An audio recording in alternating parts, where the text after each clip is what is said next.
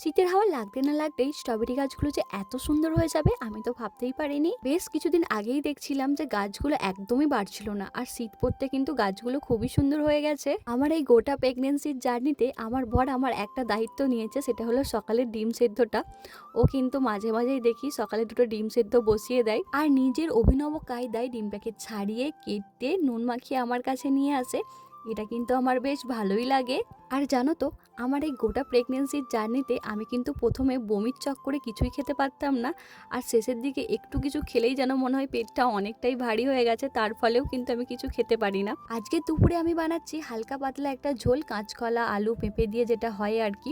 আর তার সঙ্গে করছি বাঁধাকপির একটা ডান্না, আর করব একটু মাছের ঝাল।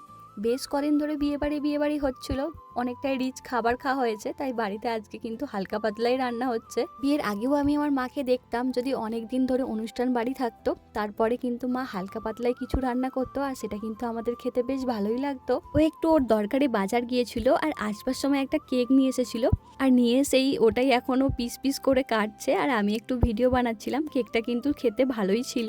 চলো আজকে ভিডিওটা এখানেই শেষ করছি, তোমাদের সঙ্গে দেখা হচ্ছে পরে কোনো ভিডিওতে।